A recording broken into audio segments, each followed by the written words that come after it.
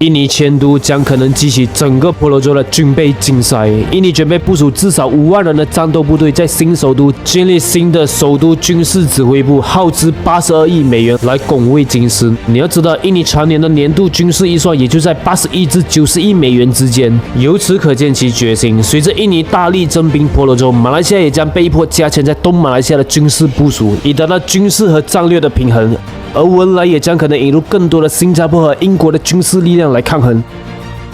东马来西亚和印尼有着1881公里的漫长边境线，婆罗洲在过去都不是马来西亚和印尼的重心，所以两国都没有太注重发展该区域，以至于这个岛上大多数的地方还处于荒凉的状态，人口也不多。部分马来西亚的网民更是时常嘲讽东马来西亚的人民可能还住在树上呢。包括2020年9月，在沙巴州就发生过一起因为当地的网络覆盖率差，致有一位学生被迫需要爬上树才能接收到讯号，才能进行网上考试。而此事更是惊动了当时的时任马来西亚首相慕尤丁，并主动邀请对方共聚晚餐，了解情况。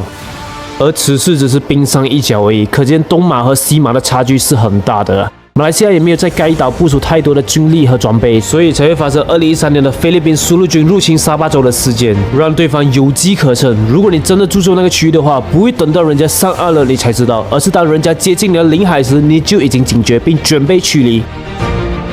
显然，马来西亚军队的主力是集中在西马来西亚。大家好，我是尼克斯，尼克是一个专注于提供国际知识的频道。如果你还没关注我的话，现在是时候关注了，还记得打开小铃铛哟，我会每周更新。上一期我们就谈到了印尼迁都如何冲击马来西亚和新加坡的国际地位呢？如果你还没看的话，请按上面链接去看呗，或者下来频道找也行。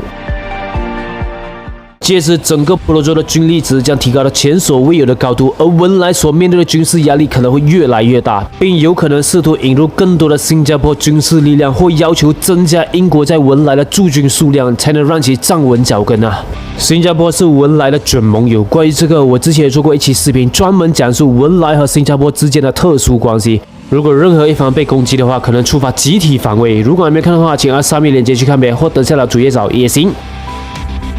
在国防和军事战略方面，印尼的安全精英认为，新首都比雅加达更容易防卫，是因为努桑塔拉被森林、河水、山川所环绕，易守难攻。这将有利于印度尼西亚军队在未来发生任何的武装袭击时的情况。相比之下，雅加达更容易受到敌人军队的常规攻击，因为它位于爪哇北部海岸。印尼军方没有具体说明这个潜在的敌人是谁，但提到了几个可能威胁印尼国家安全的区域联盟和活动，包括马新英纽澳的5国联防机制和英美澳的 AUKUS 组织。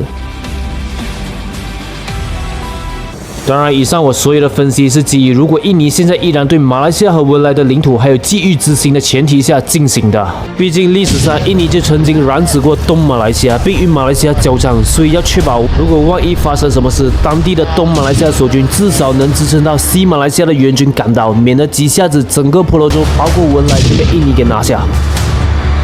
当然，如果现在的印尼政府已经彻底放弃这一想法，而马来西亚和印尼和文莱之间也已经有足够的信任，国内的政局稳定，无需转移国内的矛盾到国外的话，大可不必担心上述情况发生。反而，随着印尼增加在婆罗洲的军事部署，还可以加强两国边境的安全。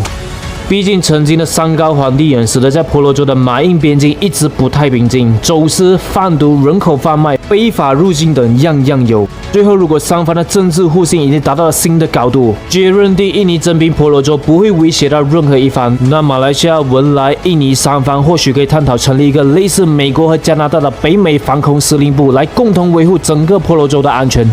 所以你认为印尼加大在婆罗洲的军事部署对该区域来说是件好事还是坏事呢？欢迎在下方留言您的看法，让我们一起交流吧。好，我今天分享到这，喜欢的话欢迎点赞、关注、分享，还有记得打开小铃铛哟，我会每周更新。如果你想知道婆罗洲当年是属于文莱的，文莱当年也是个大国啊，但最后为何损失接近99% 的领土呢？变成今天这么小的国家呢？可以来到我的主页看之前的作品。好，我是尼克斯，尼克是一个专注提供国际知识的频道，我们下期见，拜拜，记得关注或订阅哦。